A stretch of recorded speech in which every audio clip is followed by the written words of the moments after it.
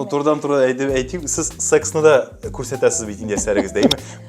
Біздің моллалар да шақыралар мені татарша сіздің кітабын оқып, татарша оқырға үйрендік деп. Мен өзім яза башладым бір әсәр. Мен шыннан да уйлап шығару язу қызық та түгел бір қарағанда. Бір әби екі қолтық таяғы білән күшкі келген, күшкіні бітәл ол. Әнешіп, Зифаға қойын келе алмайды, гіл өзіңізді кемсету. Мен шул язушыларға прям қышқырасы келе, ник алып, халық арасына ұшырашуға үйірмейсі. Әнешіп, экстрансларыны кіртмейсіз. Хатын қызыл романдарында еш бола бейті аның еш әйбірлерге ұрын. Рүзиле шундай сұра, неге алмайлар деп. Аны азақтан yazып шықтылар, Мұхаммедшіңға барып сұраған деп. Істеғір. Сіз сұрай тұрған шымын қатырлесің шындай парашок товары бейтәрі Зифа деп ем аталайды. Халық шынын Зифа есімі құшармай башладылар. Мен бәхітлі болырмын, әгерде соңғы yolға мені балаларым ұзатса.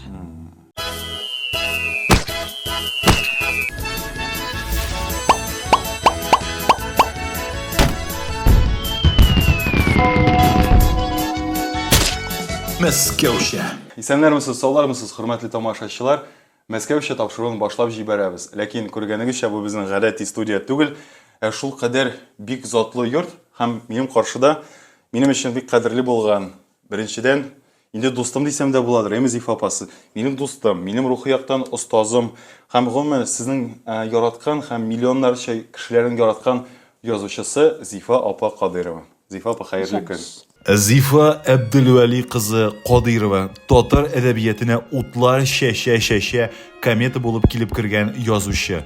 50 яшенә кадәр кулында күрәк кенә тоткан Зифа Кадырова уйламаган җирдән каләмгә үрелә. Тәүге әсәренең кул язмасы кулдан кулга күчеп йөреп, көннәрдән бер көнне Зифа Кадырова супер йолдыз булып уяна. Бүгінгі күндә аның татар телендә 7 китабы дөнья күрде. Язмыш сынавы, сагынырсың мин булмам, көтеп узган гомер, бәхеткә юл кайдан, синсез килгән язлар, яраларың белән яратырмын һәм урланган яшьлек. Әле тагын русчага тәрҗемә ителгәннәре бар. Зифа Кадырова 8нче китапның кайчан чыгачагын беренче булып безнең тапшыруга сөйләде. Алай гына да түгел, бераз булса да эчтәлегендә бәян итте. Зифа Кадырованың һәр әйткән сүзен, һәр фикерен тормыш энциклопедиясына алтын хәрефләр белән уеп кертерлек. Безнең Мәскәүчә тапшыруының инде күчмә чыгарылышы сүзен аңлагансыздыр. Гадәттә Зифа апа без сөйләшәбез Мәскәүдә, Мәскәү студиясында. Менә бит инде аңлавым буенча Мәскәүгә мин сезне чакырсам, сез килер идегезме икән? Нигә килмәскә килерик? Дуслар хакына. Зифа апа, мин инде уйладым, әйтәм, Зифа апага кыен булыр дип үзем килдем. Менә Зифа апа Мәскәү турында сүз алып барабыз икән, Мәскәүне беләсезме? Булганыгыз бармы? Беренче тапкыр Мәскәүдә мин булдым 17нче елда. Шаллы театры белән, язмыш сынавы спектакль белән булдык. Һәм ул Одинцовдамы, кайдадыр шәһәрдә түгел, ниндидер нидә булды ул. Шыгрым тулы зал булды. Татарлар, мишәрләр бик күп килгәннәр иде. Без анда китап сату оештырдык. Мәскәүдән бик күп китапны алдырталар. Без менә Озон аркылы да җибәрәбез, почта аркылы да җибәрәбез. Бик күп сорыйлар, яклар чыкмый дип әйтеп булмый. Менә Мәскәү халкы һәм мәскәүлеләр турында ниндирәк стереотиплар бар? Мәскәү халкы безнең белән чагыштырганда эрерәк инде алар. Үзләрен бер төрле югарырак тоткан кебекләр. Сиңа шулай тоелмыймы? Белмим, мин үзем дә беләсезме, мин Мәскәүне элек үзем бердә яратмый идем. Турист буларак килгәндә, шәһәргенең үзәгенә эләгәсең, шау-шу име кеше чаба, әйтәм, ничек яшәп була? Ул беләсезме, шау-шу шәһәрнең үзәгендә генә. Мин бит менә спальникта яшим. Спальникта гадәти менә Чаллы тормышы белән халык яши, Казан тормышы белән, анда ашык-пошык юк. Но самый менә бу әйтәм иттеге динамичный ягы аның үзәктә. Кеше үзәктә анда эшләргә генә килә. Бөтен Мәскәү әйтәм бит нидә, читендәрәк яши. Ул хәтле зур шәһәр безнең яшьтә кешегә һич кирәк түгел. Мәскәүшә. Менә шул безнең тапшыруның ни буларак без берәр ризыктан авыз итәбез, әйме? Кунакта булды Альфина Асхамова, аның белән без Мәскәү тортыннан авыз иттек. Ләкин мин тортны сезгә илтеп җиткерә алмасым, бозылган булыр. Мин алып килдем сезгә менә мондый Москва дигән фирменный конфет. Без хәзер аны эфирда калып карыйбыз һәм сез үз фикерегезне Зифа апа чынлап әйтегез. Тәмле дисә тәмле, тәмсез дисә тәмсез диегез, яме? Мәскәү түбәтәе. Әйе, менә Зифа апа әйтә, Мәскәү түбәтәе булып чыга. Менә монда Кызыл мәйданда бар. Менә бу рабочий колхозницаны беләсезме? Мосфильм фильмларында килеп чыга иде бит. Мин аны 3нче көн аның янына үткән Илсиянең концертында барып, адашып кая барырга белмичә шуның төбенә килеп чыктым. Менә бу Большой театр, менә бу Москва-Сити, менә мин анда 3-4 көнлек булып татарча репортаж төшердем. Сезгә кичкенә генә экскурсия булды бу, Зифа апа. Менә Москваның конфетлары. Мин әле үземне авыз иткәнем югалардан. Ну, давай сравним. Әйдә. Баллай бер тәмсез булмыйдыр инде ул. Бу суфле эше. Суфле, мин аны аптырап та әйтәм. Птичье молокога охшаган. Шуның суфлесы бит, әйме? И тагын инде бу желемы соң? Моның шоколадына карый коробкасы кыйып атыр. Шулайрак бугай. Ярый, ашаудан башкага ярамый. Ну, гадәтче шоколад инде әйме, Зифа апа. Мин, конечно, итлей бер ныграк яратам, неге баллай бергә карый. Менә ит дигәннән Зифа апага килгәндә кунакка ул әзерләгән иде шундый бер тәмләйбернең нинди икәнлеген сез хәзер видео язмадан күрә аласыз, бүленеп аласыз. Туктар, сез ялган кул белән аласызмы? Бу нәрсәләр чыгарасыз, Зифа апа? Духовкадан? Духовкада просто куймак жылтыра куйган идем. Сез моны иртән пешереп куйдыгыз, әйме? Юк, әле генә. Әле генә. Шикелләр алдым. Теге шелтәрле диләр шундый матур. Шундый кунакны ни белән сыйларга. Эй. Сіздің Зифа апа кунаклардан үзелеп тормыйдыр бит инде, әйме? Юк, Аллага шөкер, кешедән üzülмим кайчанда. Нишләп перчатка белән алмыйсыз? Сез бердә сакламыйсыз үзегезне.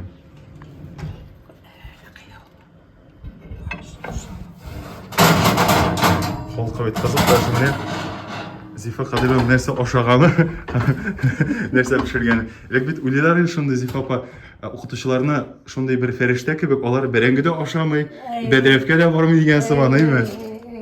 Икешәр тоже күз аллау кызык, менә язучы халкы нәрсә ашый микән дип. Мин үзем әзерләгән яратам. Магазинныкына нигә бик исем китми. Мин бәрәңге белән крылышка әзерләгән. Үзегез суйган тавык түгелдер бит бу. Юк, тавык ашырамыйм.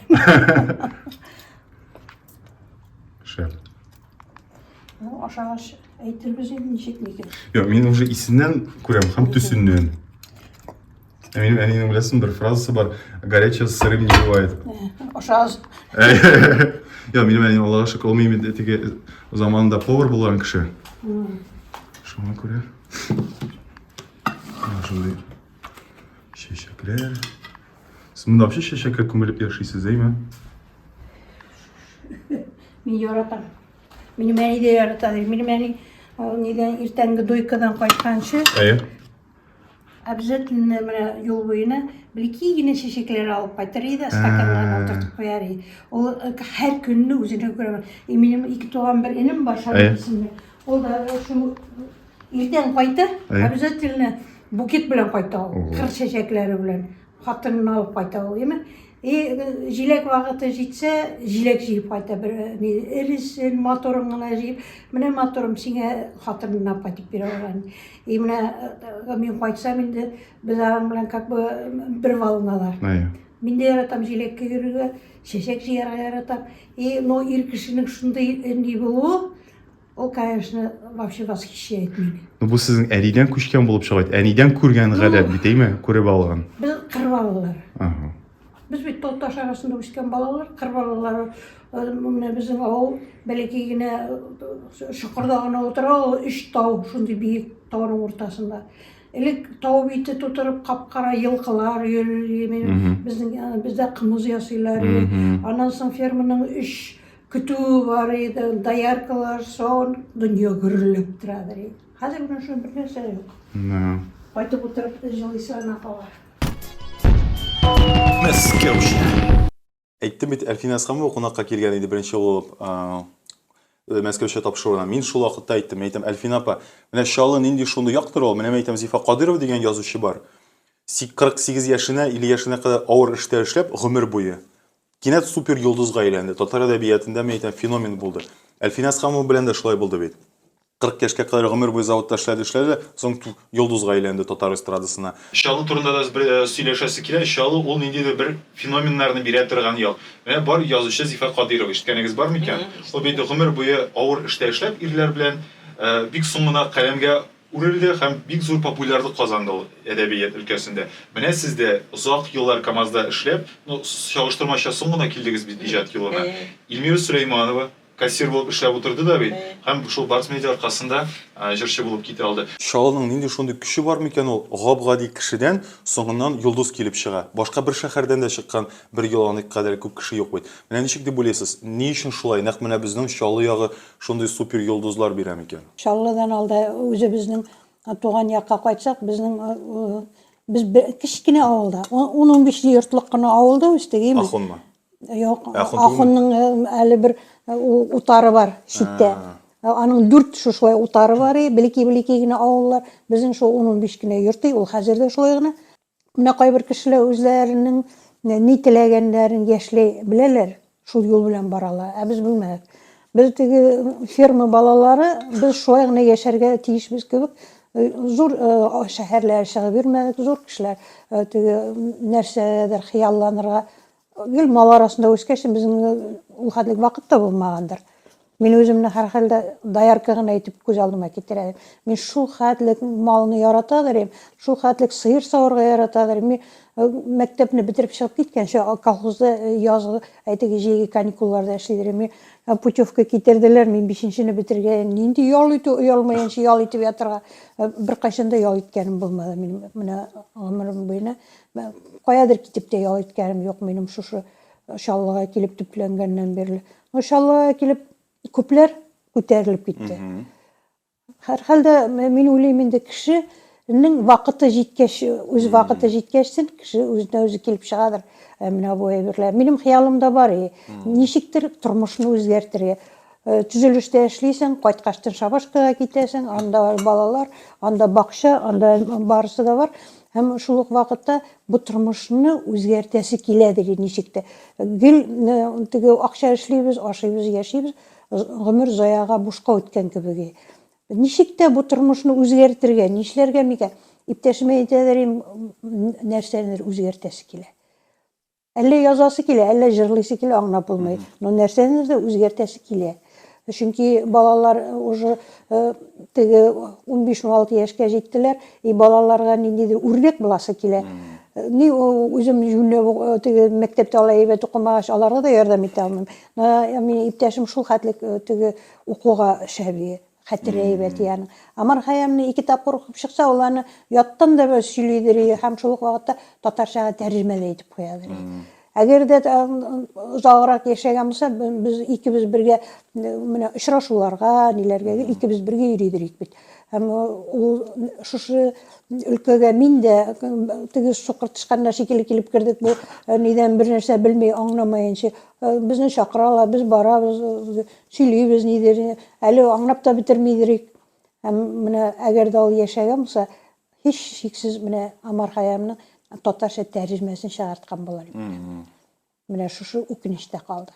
Зифа апа, ничек шулай менә килеп чыкты? Сез бик укырга бик яратмагансыз бит, илми китапларда. Ә менә Марсель абый шул китапка, иҗатка гашык кеше булган. Ә ничегрәк таныштыгыз сез? Без таныштык яңа елдан соң, нидә бер танцыда таныштык та. Без бөтенебез дә аппак күлмәк киеп барган идек.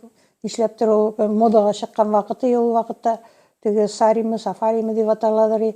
Индианкалар киеп йөри торган әйбер төренеп. Юк, сари ул теге просто бәздән тегелгән ак халат кебек нәрсә инде ул шунда. Бер әйтә, каян килгән бу инкубатор тавыклар. Мин шуннан борылып карадым, кем микән бу дип. Шуннан соң безнең танышлык китте. 1 ел йөргәннән соң без аның белән кавыштык. Бу кайда монда Чаллыда бит инде. Чаллыда. Чаллы күпләрне кавыштырган, күпләрне табыштырган.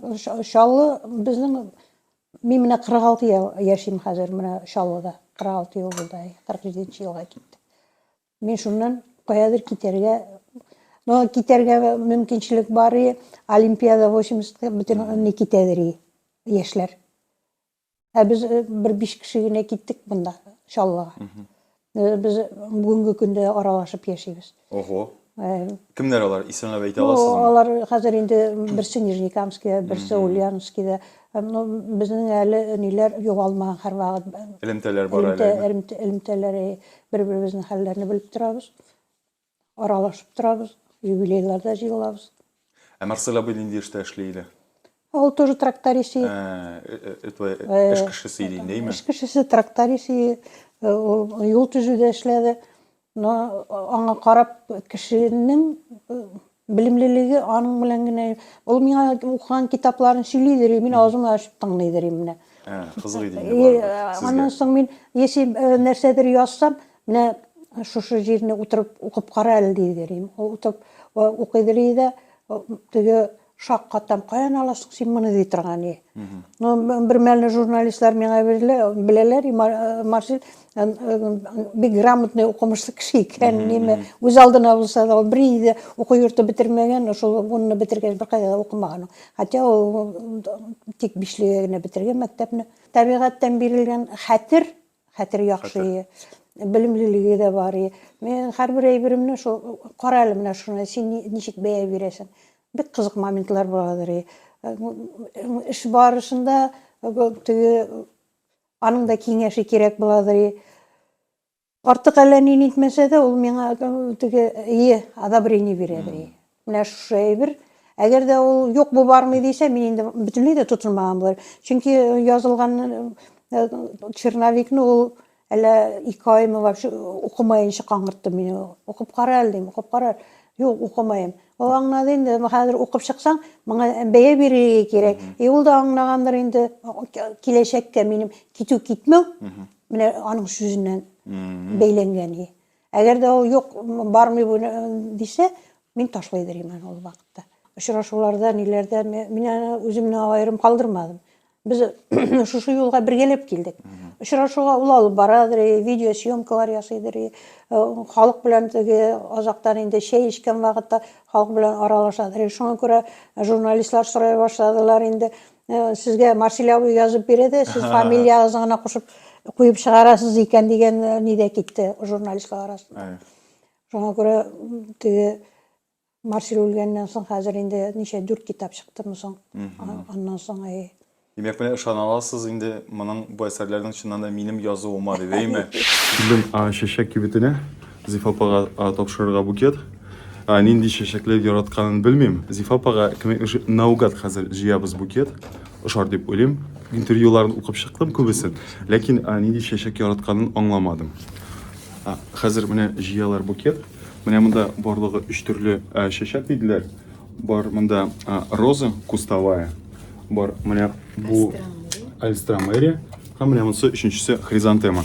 Һәм әйтәләр, иң узак һәм утыра торган чәчәкләр ул хризантемалар.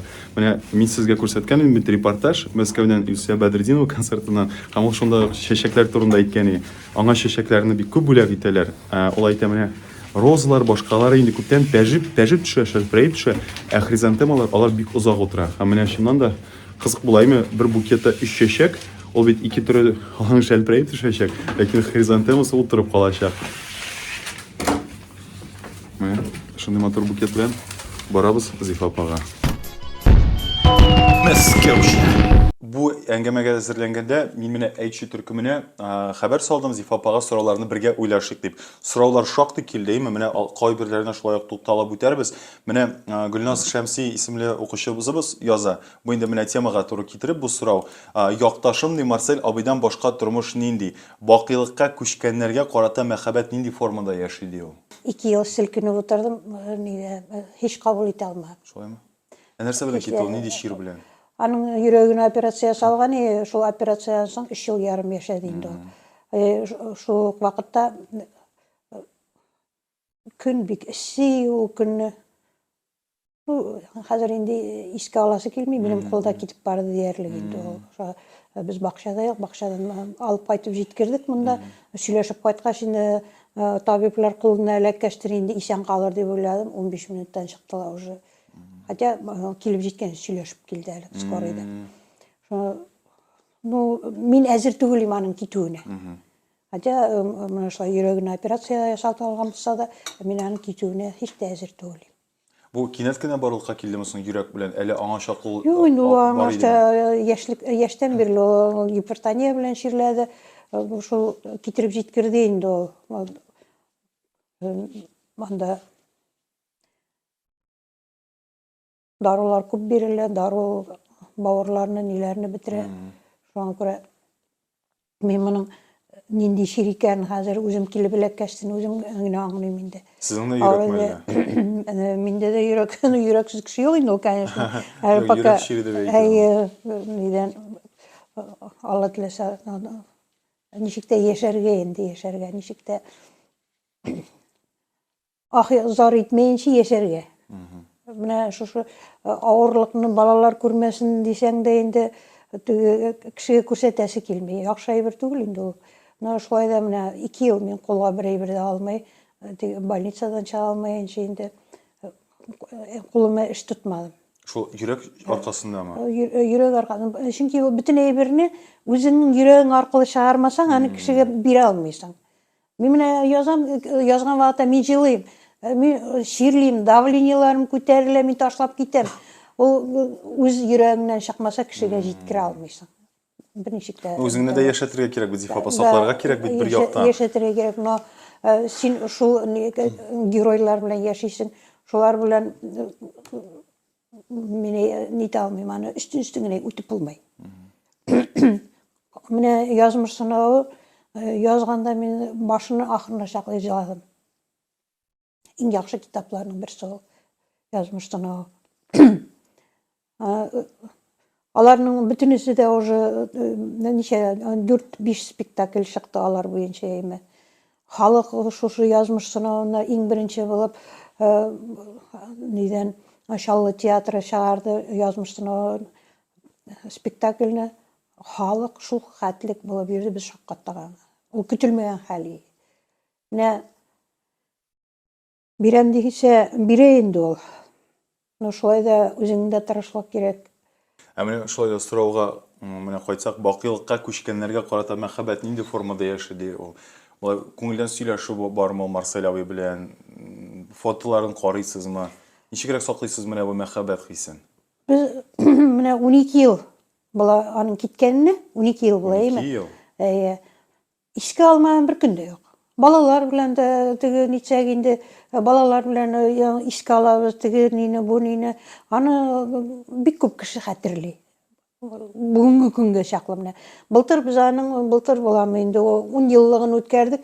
Өйгә җыйдым мин 70-кә якын кеше. Ого. Bütün туганнар килделәр, bütün иләр ел сайын аш уздырып без аларны искә алып торабыз. Шуңа күрә, конечно, менә шушы соңгы 10 еллыкта сынаулар бик күп килде инде ул. Ул китте, аннан соң әним китте, аннан соң bütün дөнья янып бетте. Мин шушы ниләрдән эшсез үтми ул бер әйбердә. Но мин шулай да бу әйберләрне Алла Тәгалә үзе җиңеп чыгарга. Ул бирә сынавында чыгарга юлын да бирә ул барыбер. Теге сынып бөгелеп төшмәскә генә кирәк. Ничек тә булса да. Барыбер бүтән нәрсә шушы бер мескен һәм кичкенә йөрәк аша үтә дигән. Шатлыгы да шул, кайгысы да шул. Бер йодрык чаклы йөрәк ничек түзәдер аңа. Шуңа күрә теге балалар, оныкларның кайсы берсен бабасына ошатасың теге була. Минем янымда шит бер кеше дә булган юк. Мин бүгенге көнгә чаклы атагыз дип шул теге һаман шул аның белән яшим. Монда шапаннар министр культуры Үзбекстаны безгә кидерде. Бу Миләүшә Ләбибовна, бу Закирҗанова Рәмзия, тегесе сез. Бу сез кая бардыгыз әле? Ташкент. Ташкентка. Фестиваль булды 68 елдан бирле булмаган. Менә шу 3нче елмы соң булды да безне шул нигә чакырдылар. Бу фильмның презентациясына, әйме? Сезнең фильм буенча? Юк, презентациясы монда булды. Әле бүгенге көннәрдә татар киносы Турциядә бара ди. Шунда тоже сөмбелнәп киткәннәр. Сезгә ошадымы ул фильм? Юк? Ярый. Мондый гына фикер белдек тә, бүтән ни сорамыйбыз, провокация булмасын өчен. Зифа апа, менә мондагы фотоларында комментарий бирсәгез. Менә Регина, әйме, халык бит теге бүтән кеше Регинаны белмәскә дә мөмкин. Регина. Әйем тегендә басыгыз. Анда. Бу Регина. Регинага ничә яшен или әйтмибезме? 23 яшь булган. Монда 23. Менә Марсель абый. Бу мин яза башлагачтан журналдан килгәннәр сорап, ошо мәйтәм, кара, бер фотода юк икән. Семейный Бу Русландыр эме? Руслан Ирактан төшүргөн генә. Бу минем беренче китапның обложкасына фото төшкән. Монысы минем анагым тулаштын. Монысы минем юбилейдан. Бу ничә яшьлек юбилейдан, Зифа апа? Бу Маша 55-кә. Монда кемнәр бар? Иң якыннарыгыз, менә әнигез түгелме уртада? Авылдашлар ниләр кая әни монда? Бу әни түгелме менә бу? Кая күрмәйм. Яллыклы. Әни мутра. Әнигез, әйме? Әни. Зифа апа, монда оныклармы?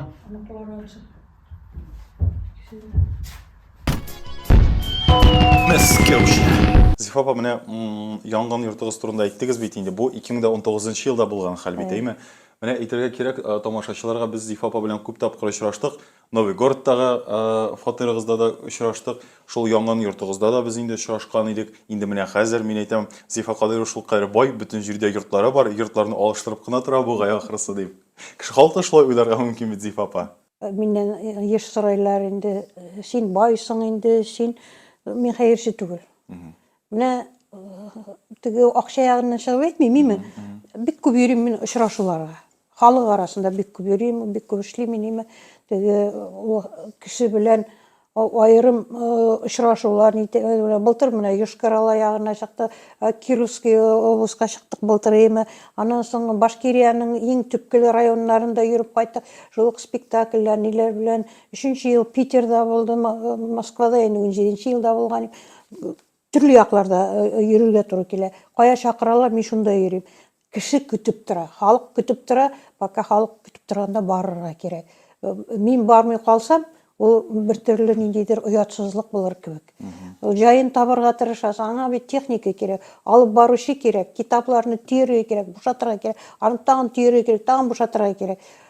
Шул ук вакытта спектакльләр чыкты, спектакльләргә тоже халыкның премьераларга чакыралар. Менә Уфада мин 3 тапкыр булдым инде. Анда 3 спектакль чыкты, Әлмәттә чыкты, премьерага һәрвакыт чакыралар инде. Аны алда чакырмасалар, аны премьерага чакыралар. Шуңа күрә мин әлегә пока йөреп торам, Аллага шөкер. Маршал үлгән көнне, үлгәннең 2нче көнендә мине чакырдылар библиотекага, нигә Казанга, книга годага чакырдылар. Анда мен беренче урын алган. Шуны алырга барырга тиеш иде. Мин шунда бара алмадым. Аннан соң шу 2нче атнасында очрашулар 1 ел алдан төзелгән иде.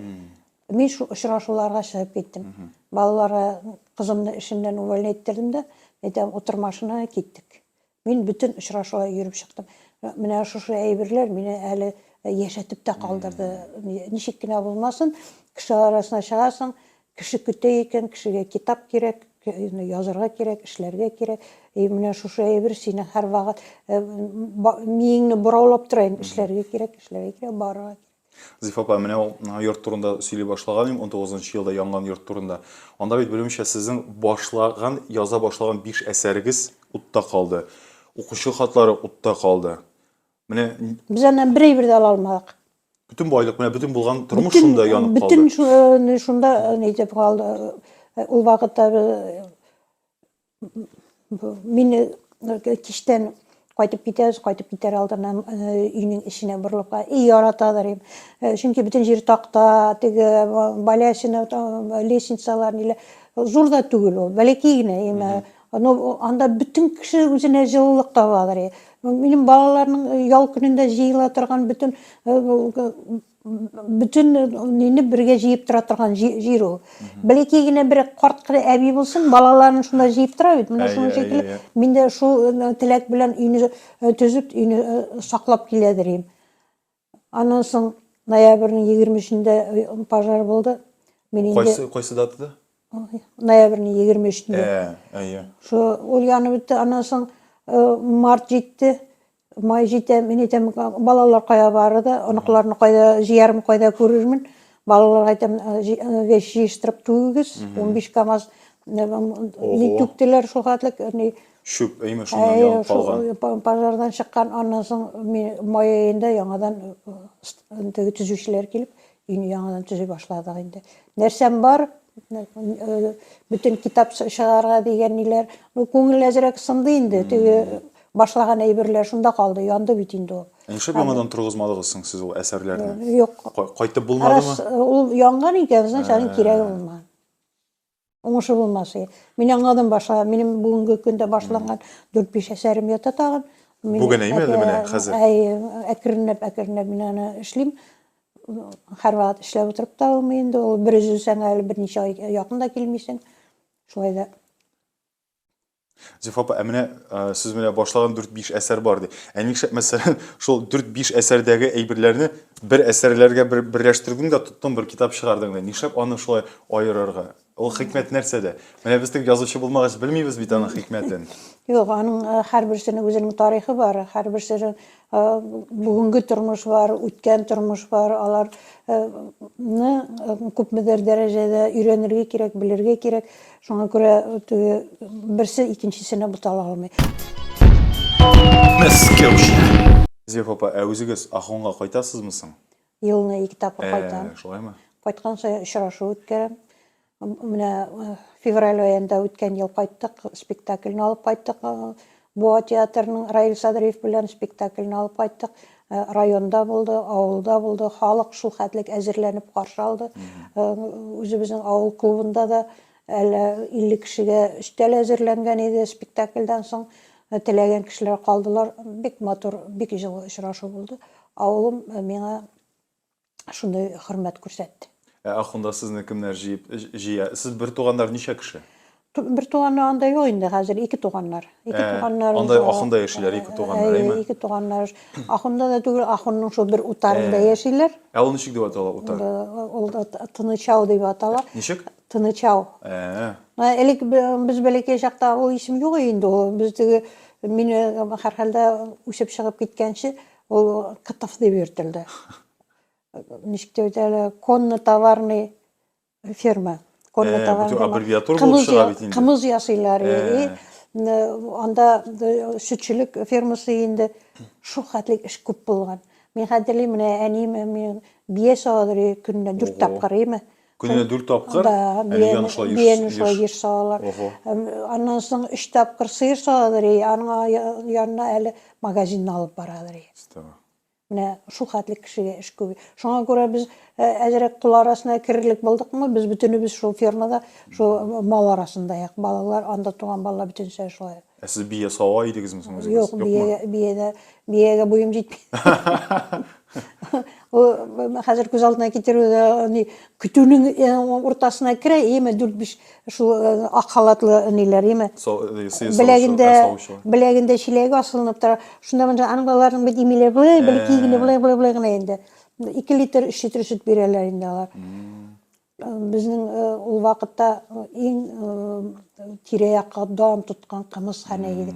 Ахуна әле бүгенге көндә дә кымызы белән дан тота. Анда хәзер инде, конечно, теге шәхси ниләр, фермерлар тоталар. Атлар тоталар, кымыз ясыйлар. Нишләптер бердә, хәтта күз алдыма да китергәнем юк, ничек бия, һәм гомумән бияләрне саварга мөмкин дип. Сез минем өчен бик зур яңалык ачтыгыз хәзер. Хәзер бия савучы да калма, халыкның эшлисе килми, хәзер эшләргә кеше табып булмый менә. Ул бөтен җирдә дә шул. Сезне менә бу Ахун түгел инде, менә шушы утарында сезне кем җыепты, кемнең йортына сез җыеласыз? 2 туганым бар. Кем исемле ул? Шамил белән Эрәдине. Алар елда безгә килеп торалар монда. Алар үзләре дә фермерлар. Тавык белән булалар, атлар белән. Безнең якта атларны Тебеневкада йөриләр. Тауларда, ниләрдә алар шунда кыш чыгалар. Аларны бер кайда ябып ашатмыйлар. Алар шул тау битендә йөреп, теге кар астыннан үлән чыгып ашырлар үзләре. Аларны берәү дә көтми дә, берәү дә ябып та куймый. Үз иркеннәренә йөриләр. Беләсез, мин шундый күренешкә тап булдым Абхазиядә булганда. Менә машина белән йөрибез, карыйм, сыерлар йөри анда-монда, атлар йөри. Мин әйтәм, кеше тияр дип курыкмыйсызмы? Безнең бит инде авылларда шундый хәл күзәтелә. Менә безнең Әлмәт районы Чупай авылында да инде үрдәкләрен дә, казларын да бикләп тоталар. Чөнки шундый бер хәл күзәтелгән, кемнәрдер машина белән килеп авылга, урамда йөргән, теге караучысы йөргән малны кадәр дия машинага я газельга төяп алып китәләр. Урлау очраклары бар иде. андай бер дә бар. Шуңа күрә менә сез дә сөйлисез бу хәлләрне, Абхазиядә күргәч аптырап киттем. Мен әйтәм, шундый хәлдә була икән әле. Бар, Бикләп ятмыйча. Безнең авыл Казахстан белән граница тора. Уже күпмедер ничәдер чакрымнан соң Казахстан башлана. Тоже заманасында булды инде атларны куып алып киткәннәр, иткәннәре. Ул сөйләшсәм кызыклы нәрсә инде ул айгырны җибәрәләр дә, айгыр җыяда алып кайта. Граница аркылы айгырларны өйрәтәләр шуңа. Кеше кумый. Хикмәте күп. Зифа апаның китабын беләсезме, кайда укыйм һәм укый башладым. Менә аның Урланган яшьлек дип атала китабы аэропортта Шереметьево аэропортында Д-терминалы. Менә ышанмасагыз күрсәтәм, әнә тегендә самолетлар тора. Менә монда рукав, шул рукав аша үтелә. Әле самолетка кадәр сәгать ярым вакыт бар. Самолетта очканда да шулай ук укыйсы булыр. Шуңа күрә биреләп пешеп, менә шушы китапны кимерә башлыйм. Зифа апа, менә безнең Мәскәүчә тапшыруының шундый кагыйдәләре бар. Без распаковка дигән рубрика бар. Маркетплейста сатыла торган татарча милли товарларны алабыз һәм кунакларыбыздан ачтырабыз һәм сез бәягезне бирергә тиеш. Ошыймы, ошамыймы? Ошаса сез үзегезгә алып кала аласыз. Яки инде тамашачылар арасында уйнатабыз дигән шундый бер шарт та бар. Менә безнең алда төрле товарлар, кайсысы ошый, кайсысын ачып карарга теләр идегез. Менә монда монсы да бар, монсы да бар. Монсы энә казагач булайым. Нәрсәсе? Энә казагач. Менә бу машинага илеп куя торган шундый уенчык була бит инде. Менә алгы рәттә утырасың һәм алдына менә булай илеп куясың. Илеп бит төрле ялчыклар, уенчыклар иленеп тора. Бу эш почмак рәвешендә эшләнгән шундый машина өчен уенчык. Менә булай асылынып тора ул. Минем машинам юк, мин энә казармын. Ярый, бу сезгә булсын. Ничегрәк ошыймы сезгә бу? Бик ошый. Бу бит истәлек. Менә моңа караган сай мин сине искә төшерәм. Кемнәндер ниндидер истәлек калган. Менә бу нине күрәсезме? Мин аны Башкириядан алып килдем. Бу ябалагымы? Яба, полностью агачтан эшләнгән. Композиция. Монда ничә төрле агач. Менә бу нисе ботак, ансы каен. Әтегесе юкә булырга тиеш. Аның тырнаклары сыер мөгезеннән эшләнгән. Күзләре тоже нәрсәдәндер эшләнгән. Менә мин шуны нидән Башкирияда художник, натуралист, анималист дип атала ул. Менә шушы нине бүтән нисен үзе ясый, үзе рисовать итеп нидә шу бер нисен алып калган, аның 150 эше бар иде. Менә мин аны мактанып әйтә алам. Без случайно сөйләшеп киттек, без аларда кунакта мәйтәм күрсәтегез нәрсәләр бар. Һәм ул мине шундан үзләренә чакыргачты, шушыңа бер генә ни калган иде. Мәйтәм мин моны кайтып алам. Бәясеннән тормыйм, кайтып алам дидем. Һәм бу бер генә түгел, аны тегенә тагын берсе бар. Снегири. Мин моны специально улым белән машина белән кайтып алдык. Аны салып кына килдек. Мин аны ничек ухаживать даже белмим. Ул кеше инсульттан соң хәзер бер әйбердә эшли алмый инде, эшләми. Һәм менә минем иң зур байлыгым шушы. Гаҗәп. Ул тик агачтан гына тора. Аның ни икәнне ышанмыйлар даже. Ул чучело дип уйлыйлар. Чучело түгел, ул только юкә. Ул бит әле агачтан ясау бер хәл, но аны бит әле краска белән ясарга да кирәк, ясый белергә кирәк. Мин аңарда булган вакытта төлке китергәннәр иде. Төлкене менә шулай сузып салган. Шуны башта кәгазьгә һәрбер җырны рисовать итә, беләсеңме? Аннан гына агачка тотына. Аның бакчасында, икенче этажында шул хәтле күп материал, ә безнең якта юкә юк. Мин моннан 2 шундый чурбан салып кайтарып бердем. Юкә нисе. Аны ничә ел киптерергә кирәк. Киптерергә кирәк, саклап нитәргә кирәк. Ярый, менә монысы миңа Лениннарның истәлеге булсын. Рәхмәт. Зифа апа, монда бик күп сораулар һәм комментарийлар килде. Кайберләрен тиз генә укып китәм, барыбер тамашачыларның күңеле булсын. Менә Сәрия Хадиева яза. Зифа апайның барлык китапларын да сатып алып укыдым, бик яратам, яңа китабын да көтәм, эшендә, тормышында уңышлар телим дигән. Рәхмәт. Рәзилә Хәлфина яза. Бер вакыт автобус көтеп торабыз. Бер ханым икенчесенә сөйли. Зифа Кадировның китабын кич белән укый башлаган идем, һич кенә дә аерыласы килми, төнге 3нче яртыда укып бетереп яттым ди. Бик ошады диде. Менә аның ише комментарийлар бик күп. Менә төнгә чаклы укыдым, иртәнгә чаклы укыдым. Менә Зифа апа, миннән инде бу сорау кешене йоклатмый торган, хәтта төнлә дә укый торган әсәрне ничек язып була? Аның сере нәрсәдә? Ни өчен менә халык көндез укымый, нәкъ менә төнгә чаклы укыдык диләр. Көндіз вакытлары юк. Юк, менә ничек дип әйтим, мин ничек тоям? Мен үземнең шул тойгым артыннан гына барам. Сез үзегез дә төнлә язасыз бит, әйме? Мен үзем кайчан утырып язганымны да белмим. Мен балалар да күргәннәр юк, кайчан язганны. Кайчан язам, утырсам, әйтмим мин алай күп язам дип. Мин ике сүз язарга, ташлап торып китәргә. Если бармай икән, мин аны ташлап китәм, ул вакыты җиткәч үзе китереп чыгара ул. Минем Роза әйтәйенде, йөрисең дә 2 айда язып бетерәсең син. Ну башланган, аның салынган оеткылары бар. Башлап куйган. Хәзер менә ничә 5 әсәр бар. Зифа апа, кулдан язасызмы, әле компьютерда җыясыз? Компьютерда. Әле бит инде барыбер кулдан яза идегез, әйме? Беренче какой инде компьютер? Шул кешегә биреп җидертеп, аннан үзем эштә шуннан мен әйтәм, тукта үзе өйрәним әле. Аннан соң үзебез шушы компьютерны алып, аннан соң инде үзебез өйрәнә башладык. Үзем өйрәндем инде җыярга, аның бармагы тыңламай көрәккә өйрәнгән кул. Ужас. Зифа апа, мин кайдадыр укыдым бер интервьюгызда, анда язылган менә үтүк тактасына куепмысың язгансыз, әйме? Өстәл булмаганмы соң ул вакытта? Юк, балкон төбендә гладильный досканы куям да, балалар күрмәсен дип, шунда спальняның ишеген биклейм, балалар күреп калмасын. Мен бик уялдым аны башлаган вакытта. Мин башладым. Теге азактан балалар күрмәсен, балалар белеп калмасын. Мәктәптәге дәрес әзерләп алмады. Аны Марсель тоже әйтәдер, балаларга дәрес әзерләшмәгән кеше нимә язам икән? Зифа апа, үтерәсез. Шундай диде. Аннан соң беренче нине шул кул язманы укый башлагачтан, ул 540 бит кулдан шатыр-шатыр язылган инде. Шул мин хәзер алай яза алмыйм. Ул вакытта, видимо, күңелдә җыелган. Мен шундай кызык-кызык яза берем, җитешә алмыйм. 2 айда мин бер сагынышымны битердем, аннан соң 2 айда язмыш сынавын нитеп ташладым. Аннан соң уже 3-нчесен башлагачтан гел бүленергә туры килде. Марсель ширләп инфаркт булды, обширный инфаркт, минеральный водадан янында 3 атна ятып алып кайттым, кайткачтан уже опять аңа не до этого где-то бер ярты, почти 1 елга якын мин аңа якын бармадым, тотынмадым.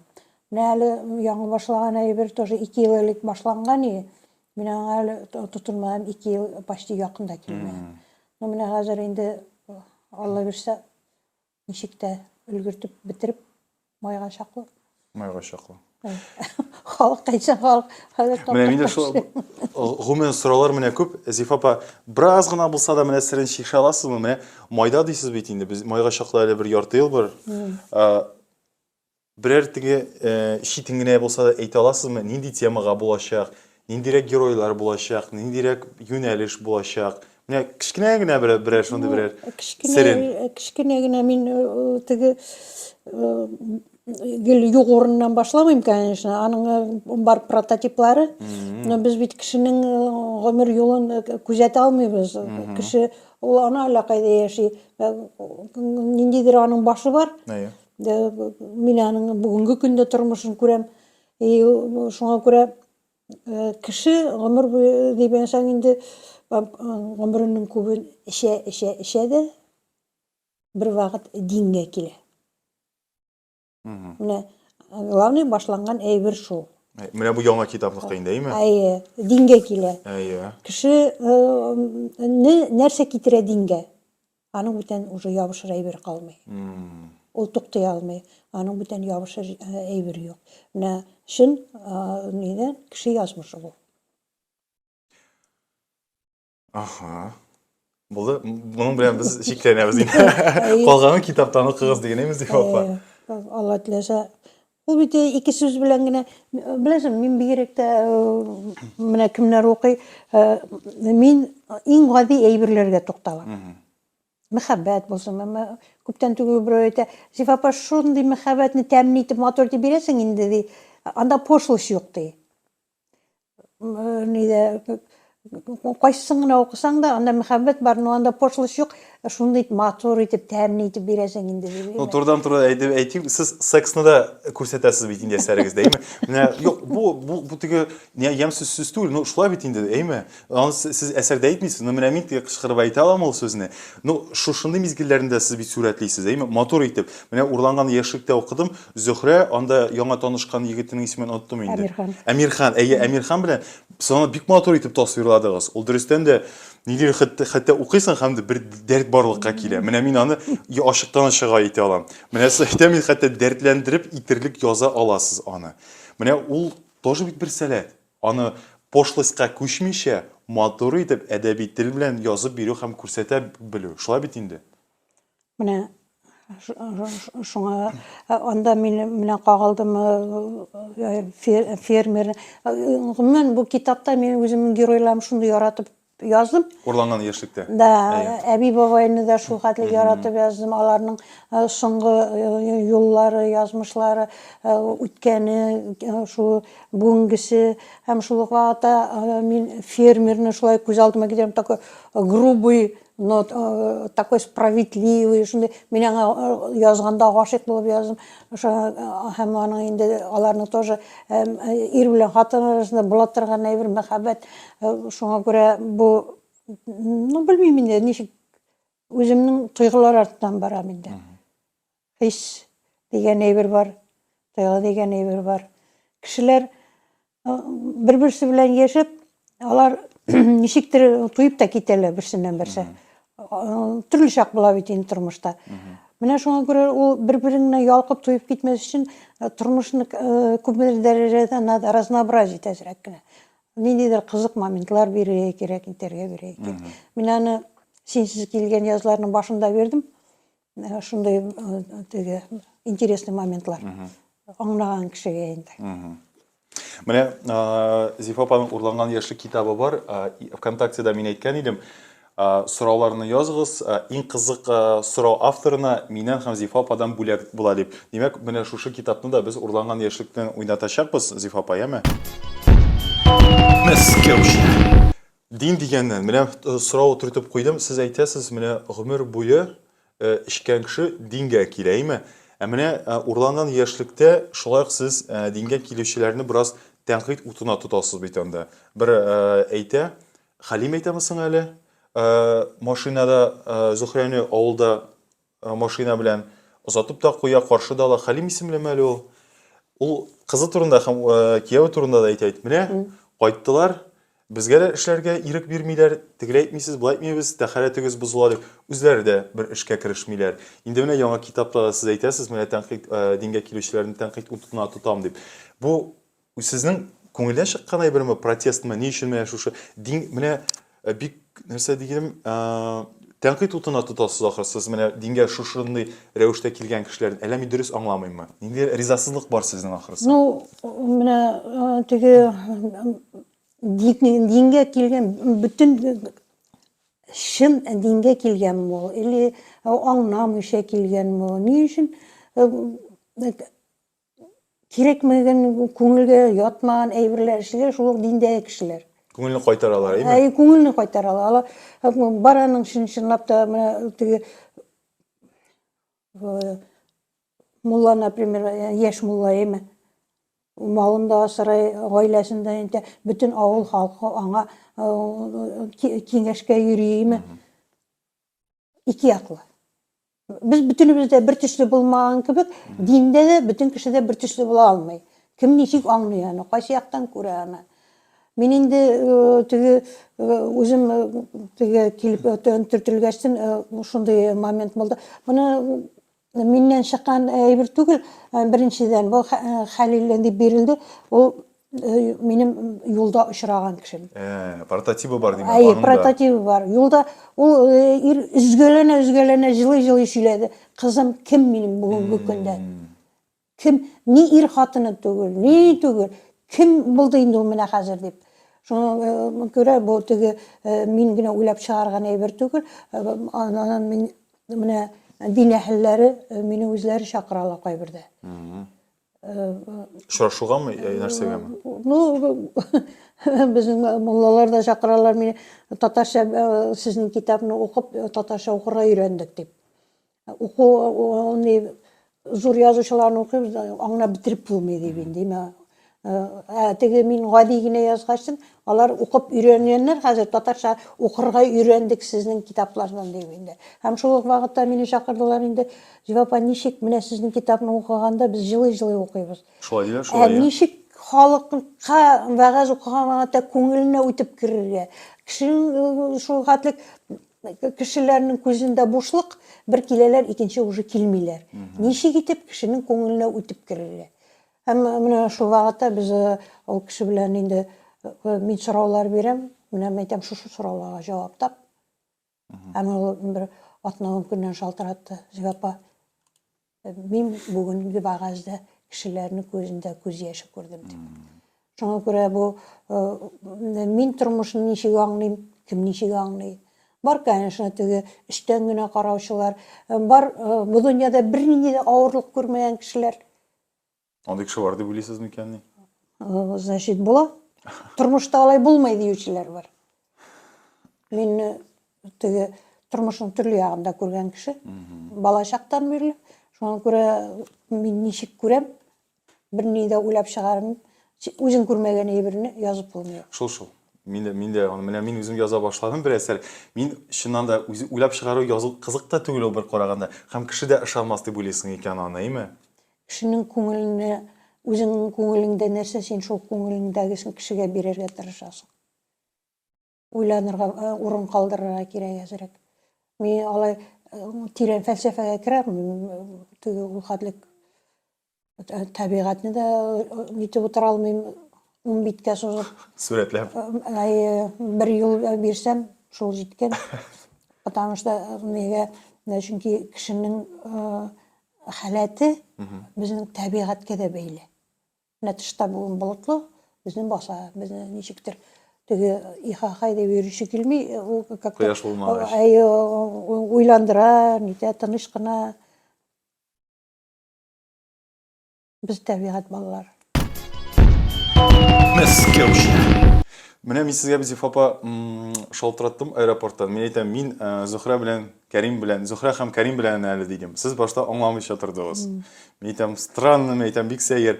Сез менә әсәрне язасыз да, китап булып чыккач, аның геройларын онытасызмы сез?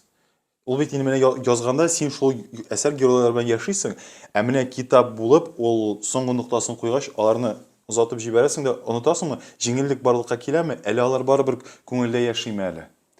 Ну, менә чыгып чыгарсаң, аны кабат теге яңартып җибәрәсең име. Но һәрхәлдә мин пока моны язган вакытта мин аларга катышмыйм. Мин алардан киттем, мин аларны буларга бутамыйм. Минем хәзер башка геройларым белән яшәргә кирәк, башка геройларны. Ну, и шул ук вакытта теге бер-берсенә ошамасында, но ошаш язмышлар була ул. Була ошаш язмышлар. Сез каян белдегез, бу бит безнең авылда булды дигән нидә очрашуда шундый ниләр белән дә чыгалар. Но безнең төп укучыларыбыз әле олы кешеләр бар. Яшьләр дә сезне күп укый дип беләм бит. Әле кайсы техникумга бардыгыз әле сез бөгелмәгәнме? Анда Әлмәтнең политехнический техникум. Анда гел егетләр генә иде, әйме? Да, шаккатмалый. Шаккатмалый. Аларның мин анда 2-3 тапкыр булдым инде. Алар не үткәрделәр, викторинамы нәрсәме үткәрделәр. Һәм шул вакытта һәрбер юлын, һәрбер үзекне уйныйлар, театр итеп әйме, һәрбер китаптагы җырны беләләр, җырлыйлар.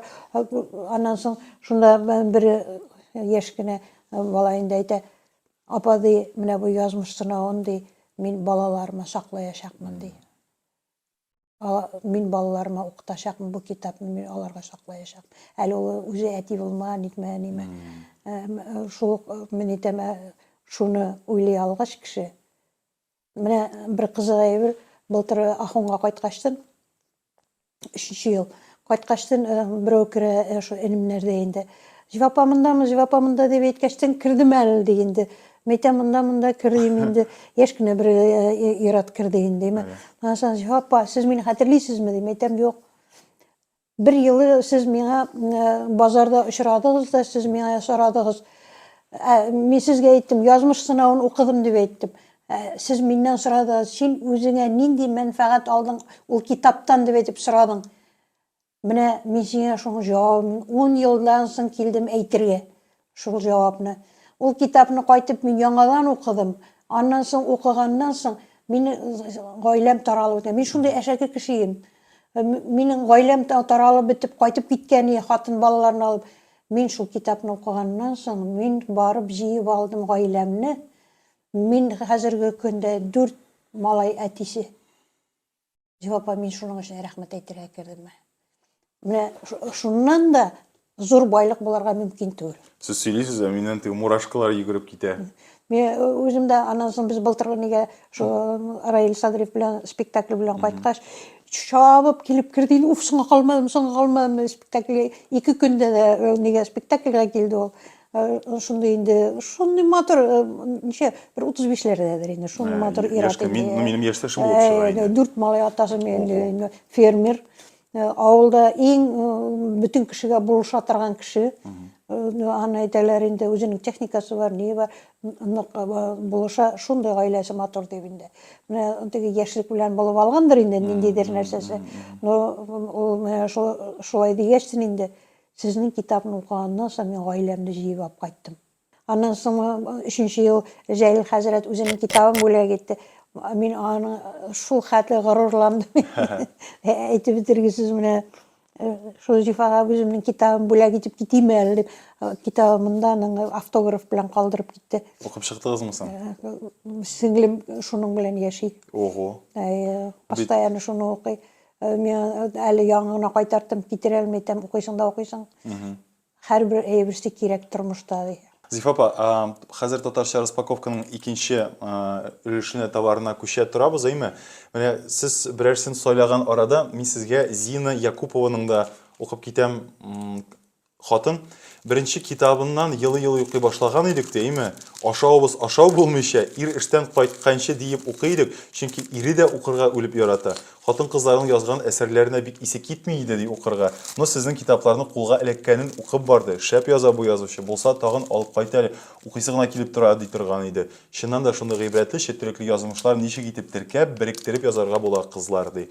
Безнең бары тик Зифа ханым язган безне бары тик Зифа ханым гына яза ала икән. Бик зур рәхмәт сезгә. Иҗат чишмәләре сайыкмасын һәм башка төрле теләкләрне тизеп киткән Зина Якупова. Кайсын ачабыз, Зифапа, бүләкнең товарны? Бу ни бу? Менә ачып карыйк. Аның бүтәсен дә ачырга димәгән бит. Әйе, ачык берәм-берәм барысын да. Кайсысын телисез? Бүтәсен дә менә. Әйе. Әйе, ачык берәрсен сайлагыз. Менә монысын сайлыйбыз, әйме? Менә кайчык бар. Монсы примерно соображаешь, әйме? Ә кешегә обязательно теге аңлашылмаган әйберне төбенә кирип калыш. Шул. Менә монда нәрсә икәнен аңлашылмый. Зифапа, менә моннан кайчы белән? Бу беләсезме, әсәр укыган шикелле, әйме? Башлыйсың да, синең теге бөтенләй төбенә төшеп җитәсе килә. Шуның любопытство. Әйе. Лек менә хатлар килә иде, тоже булай түземсезләнеп, ачасың, нәрсә язылганмы икән дип, әйме, тизрәк конвертын ачасы килә бит. Ул бәхетле заманаларга кайтып булмас инде. Бу ни бу? Бу калак, сез киресе булай дидегез. Менә моны тотып. Юк, менә булай. Менә булай тотасыз да. Менә карагыз, нәрсә охшаган бу? Пахлава охшаган, нәрсә охшаган. Бу язылган иде 3 почмакка, бик 3 почмакка охшамаган, күрәсез, менә булай 3 почмак формасында, һәм менә булай бүрелгән. Юк, уртасына караганда как пахлава. Пахлава, но аны маркетплейста язылган татарский 3 почмак дип. Ну, бик охшамаган, әйме? Уйнатайык. Ярар, үзегезгә калдырмыйсыз инде. Шиклән иде. Бүтән әйберне үземә калдырып утырып булмыймы монда? Ярый. Мәскәүчә. Зифапа, тагын бер сорауга күчәм. Менә Булат Газизов дигән шулай егет бар. Ул мин аңардан интервью алганда булды заманында бер 14 ел элек ул татар әдәбиятыннан Татарстанда бердән-бер егет тапшырган егет иде, ул Чаллы егете. Һәм булай яза: Ленар хәерле кичләр, әтием мәрхүм Газизов Гафиулла Сәгъди улына 16 ноябрь күнне 67 яшь тулган булыр иде. Зифа Кадырованы бик әйбәт белә иде. Язган китапларын гел яктыртып барырга тырышты. Тик кызганыч, исән вакытта ничегрәк танышканнарын сорап калырга булмады ди. Калып булмады. Зифа Кадырова хәтерли микән? Хәтерләсә, әтине ничегрәк кайсы якларын исендә калдырган. Безнең гаилә исеменә сиңа Зифа Кадыровага зур сәламнәр. Бер дә җиңел булмаган иҗат юлларыгызда бары тик уңышлар дигән. Гафил абыйны хәтерлисезме, Зифа апа? Хәтерлим, бәлки генә мыякларына. Мин дә хәтерлим. Шул ничектер без аның белән райисполком янында очраштык, берсендә урамда тапшыру ясаганнан, берсендә кайда очраштык соң, өйгә килдем икән ул. Мин шул кеше, мин ул вакытта төзелештә эшләгән кеше, мин кемне дә белмим. Мин берәүне дә белмим. Халык белә сезне. Аннан соң теге әлеге без нидә кабель салган вакытта бит инде урамда кабель сөрәйбез, аннан соң үзебезнең арттан веш тигезләп, моторлап калдырабыз. Шул вакытта мине кеше таный башлады. Бу нишләп йөрим икән монда дип аптырай башладылар. Теге ышанмыйлар минем шунда эшләгәнне. Әле бер көнне берәү әйтә, "Не, монда яшиме ул?" дип. Әйтәм, "Айда диярик, монда яшәмәй." Гайфулла бик итәгатьле, бик нигә мөлаем, сөйкемле генә кеше. Менә шушы ике генә очраштык без аның белән.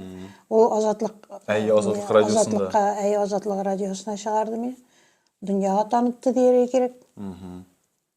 Бу тормышта күпме менә гомумән мин шушы пенсияга чыккач бит инде ныклап йөри башладым.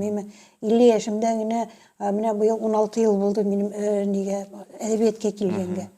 16 ел минем шул беренче китаплар, беренче чыккан китаплар бүгенге көндә дә спросталар. Бүгенге көндә дә ни русчасы, конечно, Башкортстан якларында әйбәт бара. Русчасына да Озоннан нидән әйбәт бара.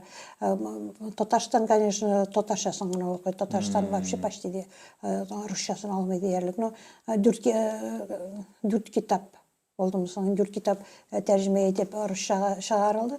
Но тәрҗемәчеләр табу бик авыр. Тәрҗемәче генә түгел, татар телендә редакторлар табу да бик авыр. Ниндидер заманага әйләнде. Әдәбият кирәк миңа. Эшләргә теләүче юкмы? Конечно, аның теге финанс яктан кызыксындырырлык түгел бит ул кешене. Шулай шул. Акча заманасы. Сез әйткән заманында китап кибетләрендә 40-50 сумлык китапларында алмыйлар иде. Сезнең ул вакытта хәтта китапның үз бәясе 200 сум иде, әйме? Чыгару бәясе. Чыгару үз бәясе. Чөнки сез ул вакытта 100 дәнәдә тираж чыгарган идегез, әйме? Ул менә укучы белеп тә бетермәскә мөмкин бит, Зифа апа. Китап бәясе ниндирәк нәрсәдән тора? Аның нинди чыгымнары бар? Китап бәясе башларына син эзли башлыйсың. Башта мин бит китапларны җыйдыртырга кешеләр, әйме? Миңа компьютерда җыйып бирделәр. Аннан соң акча түлисең бит инде. Бүтәнсен акча түлисең. Редактор, корректор, художник, верстка ясаткан соң, аннан шул 5 әзерләгәч кенә издательство илтеп бирәсең, бастыру. Хәзер бүгенге көндә ак кагаз бик кыйбат, элекеге китаплар чыгарган. Но минем ниләрне китапларны карый, иске китапларны, алар тоже газетный кагазда чыккан. Мин инде бәяне ничек тә бик арттырмаска, халыкка доступный булсын дип тырышам. Шуңа күрә мин нигә тоже теге җиңел кагазга күчтем. Ул газетный кагаз дип аталам инде ул. Шуңа булса да нитеп инде чыгарырга. Теге ак кагаз белән ул бик кыйммәт. Ул кешенең сатып алырлык мөмкинчелеге булырга тиеш. Аны китап доступный булырга тиеш. Теге нык кыйммәтләтеп аны нитәрлек түгел менә. Бик күп китап чыкканнан соң кешегә тарату. Бушкамы? Бушка. Нигә бушка? Бүләк итәргә, нитәргә ул теге өләшәсең инде. Аннан соң очрашуларга барсаң, берсен обязательно актив катнашкан кешегә дип мидән ул шутуйган, теге шутлап чыгарып булмый. Бушка киткән китап санына, әйме? Икешәр йөз киткәне бар, аның шул ки бушка гына аны санап та бетерә алмыйсың. Очрашуга барганда бик карт кешеләр килә. Былтыр мин кайда Кировта булганда бер әби 2 култык таягы белән көчкә килгән, кыш көне бит әле ул. еще диспи ясатып китерген. Диспи ясатып китерме, үзе ясап китерген. Финикиден Минем әбинең дә барган диспесе. диспесе. Безнең әбиләрнең бар. Мен ошо әбигә карап шаккатып утырдым. Шуны чыгып киткәндән инде китап калдырырмын дидем. Теге бүтән халык өйле автографка дип буталып, онтылып, теге әби китапсыз китте микән, менә шуңа һаман борчылам. Һаман но мин аны әйтеп калдырдым, шул әбигә, пожалуйста, китап бирегез әле дип. Питерда булган вакытта халык шундай китап, татарча китапны күп алды. Русчасына карый, укырга өйрәнергә кирәк, укырга өйрәнергә кирәк. Менә аларны өйрәтер кеше дә татар теле бирер, укытыр, хотя бы теге сөйләм телендә булса да, укытыр кеше юк алар. Зифа апа, хәзер бит гомумән татар теле эшчәнлеге белән акча эшләп булмый. Әл бит хәзер менә сез үзегез әйтәсез, акча заманы. Ну шул ук әлеге дә баягы укытыр кешегә акча түләргә кирәк бит. Әл бит инде укыткан кеше әгәр дә акча алмаса, аның шулай ук ни кызыгы бар. Ул шул кешегә мәсәлән, ашыйсы бар, яшисе бар, кайдыр сәяхәткә барасы килә. Шуңа күрә белмим, безнең менә татар теле өлкәсендә тел белән бәйле, татар теле белән бәйле эшнең ни юк, дәрәҗәсе юк беренчедән. Икенче, бүтән кешеләр бит инде сезнең gibi кредит алып, сез бит күпме кредитка батып яшәдегез, әйме? Ул китап чыгар өчен кредит аласың, анысын яңадан түлисең. Ул бит инде ярый менә кайбер язучылар, ул чират торып Татарстан китап нәшрияты аша чыгара. Шулай бит, аның өчен еллар буе көтә ул. Ә сез бит алай итмисез. Беләсең, менә үзебезнең язучыларның кайбердә кибеткә керәсең, Уфада менә үзебезнең нигә керсәң инде кайбер китапларны 10 тәңкәгә калдыралар, список итәләр, 10 тәңкәгә кала. Шундый калын теге хөкүмәт чыгарган китаплар, 10 тәңкәгә калган, чөнки алар сатылмый, алар укылмый, низелмей. Мен шул язучыларга прям кычкырасы килә, ник алып халык арасына очрашуга йөрмисең, ул бит 10 тәңкә генә тора торган түгел. Менә либо кеше шул ни белән тынычлана, яра хөкүмәт чыгарды, ул бит чыкты, и все, шуның белән бетте дип уйлыйлар. Ә үзләренең китаплары, шу 10 тәңкәгә калып яткан китапларны мен җыеп алам да алып кайтам. Мин теге якларга кайткан вакытта, анда теге татар китаплары тоже әз, башка китаплар, татар китаплары әзиме. Һәм шул китаплар миңа кызганыч, 10 тәңкә булып ятулары. Алар шул әзрәк кызыксынып, китапларын үйләренә алып кайтып салып куйсыннар, бүләк итәргә, нитәргә димәсәң инде, 10 тәңкә булып ятырга тиеш түгел. Беренче мәлне мин нигә баргачтан, теге Ленар Шәйх, Мөхәррир. Җавап чыгарырбыз, менә склад тулы, кая куярсың ул китапны. Но мен ул вакытта бардым, то что мен уже беләдер мин теге китәсен. 3 тапкыр бардым. Анда да мине Нәшрияткәме? Әйе. Алмадылар. Нәрсә дип җавап бирделәр сезгә? Яра уйларбыз диделәр, шул аны оныттылар. Мин бит сезнең барганыгызны белмәдем. Менә җәмәгать күрәсезме? Ул олпат язучыларның китапларын чыгаралар, алар тузан җыеп ята. Зифа Кадырованың китапларын хөкүмәт чыгарырга мөмкинлек тапмый. Бу бик сәер хәл. Мин бер дә ишеткәнем булмады, Зифа апа. Минемчә, менә журналистлар шулай ук моңа игътибар итәргә тиеш. Зифа апа, менә белүемчә, сезнең бит иҗатыгыз буенча Татарстан Дәүләт Советы рәисе Фәрит Мөхәммәд шунда бер фикер белдергән. Камал театрында чалулар килдеме гастроль белән? Әлмәтләр. Менә шунда да фикер әйткән бит. Нәрсә дигән иде әле ул? Анда сез нишләп Зифа Кадырова берлеккә кергәнме дип? Юк, аны теге Рүзилә шундый сорау нигә алмыйлар дип. Но аны азактан язып чыктылар, Мөхәммәдшиңа барып сораган дип. Истәгә. Мин бер кемнән сорамадым, мин үз иркемдә, үз алдыма мине шушы эш белән 16 ел менә. Бүгенгә чаклы мин үз эшем белән үзем шөгыльләнәм. Һәм хөкүмәттән бер тиен дә алганыгыз булмады бит. Хөкүмәттән бер тиен дә алганым юк. Нидә налогта нитәбез, самозанятые оформлять иткәнбез. Мәскәүчә. Зифа апа, менә әйдәгез хәзер тагын бер товарга күчәбез, татарча распаковканы. Вәт. Моның тышында нәрсә сурәтләнгән?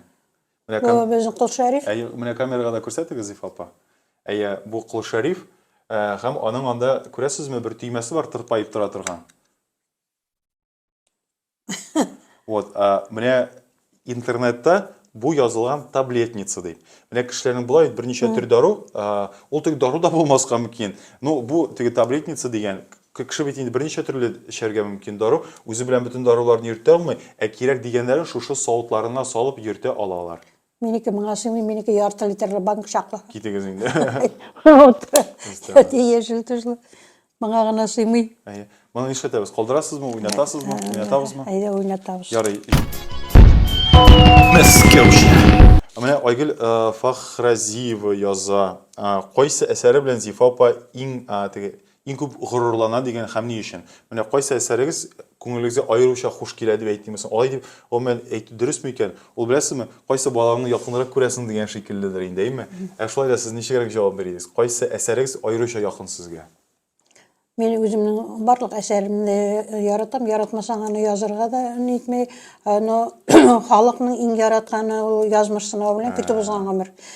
Шул ук вакытта сагынырсың мин булмам, менә ул иң беренче чыккан китаплардан. Һәм ул бүгенге көндә дә теге спроста йөри, ничек халык һаман сорый, без аны һаман.